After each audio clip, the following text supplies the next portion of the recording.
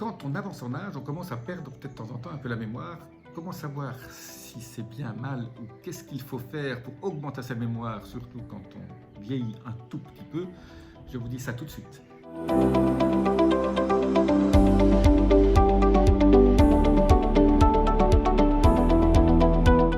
Je suis Jean-Marie Buterlin, expert en rajeunissement et longévité, et j'aide ma communauté à ajouter de la vie à leurs années et des années à leur vie et surtout des années à leur cerveau.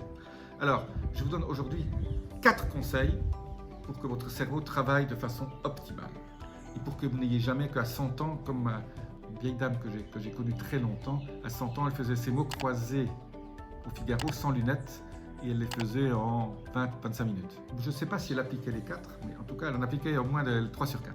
1. Les oméga 3. Les oméga 3, soit sous forme de krill, soit sous forme de DHA. DHA, c'est une partie des oméga 3, il y a l'EPA et la DHA. La DHA, c'est ce qui fait partie de votre cerveau. Et donc, si vous augmentez la DHA, beaucoup d'études ont montré que les gens qui ont ce supplément en oméga 3, soit via la DHA, alors la DHA liposomée plutôt, ou le krill. Le krill, ce sont ces petites crevettes. Là, je vous laisse 2 liens là en dessous. C'est la chose la plus importante que vous puissiez faire pour votre cerveau, la supplémentation d'oméga 3.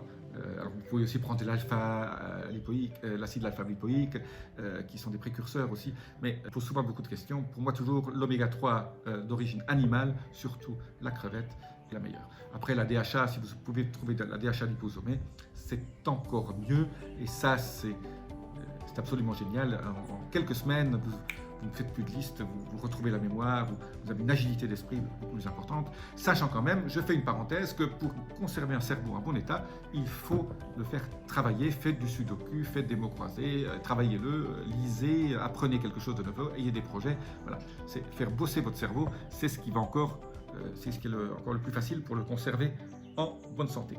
La deuxième chose, c'est la diète méditerranéenne, la diète crétoise, donc beaucoup d'huile d'olive, beaucoup de poissons, toujours les fameux poissons oméga 3, un peu de vin rouge, tout ça, les polyphénols, tout ça aide.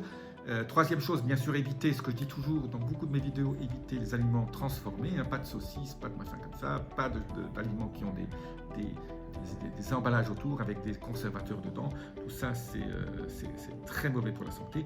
Alors, vous pouvez prendre un complexe vitaminé, mais bon, si vous prenez déjà ce que je viens de dire, c'est bien. La dernière chose, je pensais, c'est les probiotiques.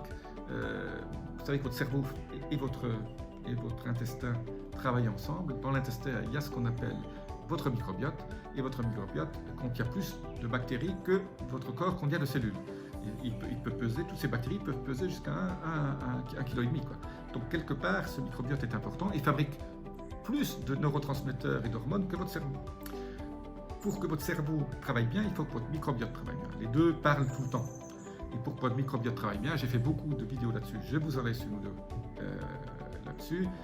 Pour que le microbiote travaille bien, voilà, il faut lui donner des bonnes semences, je parle toujours, kéfir, kimchi, choucroute, etc.